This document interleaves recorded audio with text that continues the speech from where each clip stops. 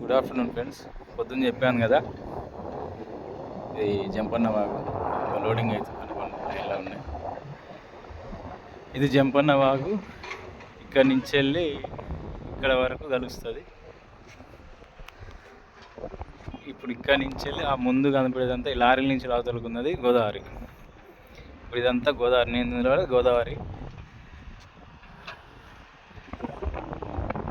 ఆ గట్టు కనిపిస్తుంది కదా, గట్టు అవతల గోదావరి. ఇది జంపన్న వాగు.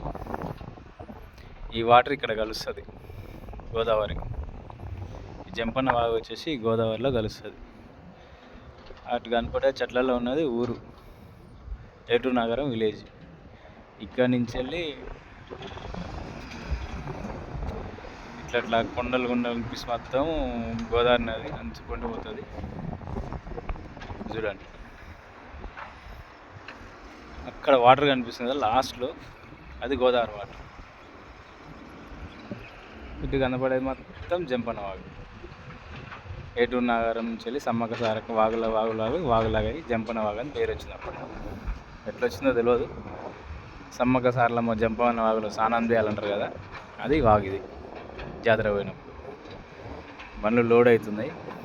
నా ముందు 4 బండ్లు ఉన్నాయి, 5 బండ్లు ఉన్నాయి నా ముందు. 3 మిషన్లు నడుస్తున్నాయి. 2 మిషన్లు పోస్తున్నాయి, 3 మిషన్లు లోడింగ్ చేస్తున్నాయి.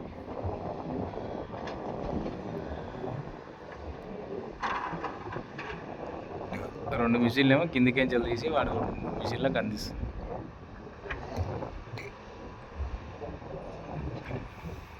ఇది వాగు లోపల లోడింగ్. ఇది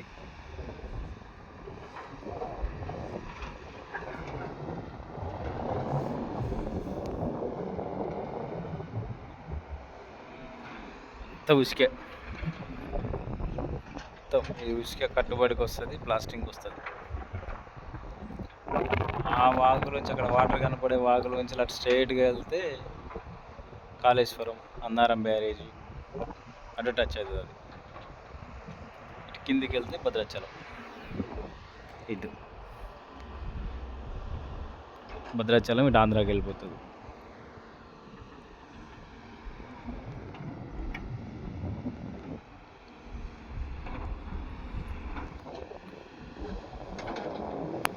ఇంకొక ½ అన్ అవర్లో మనల్ని బండి లోడింగ్ అవుతుంది.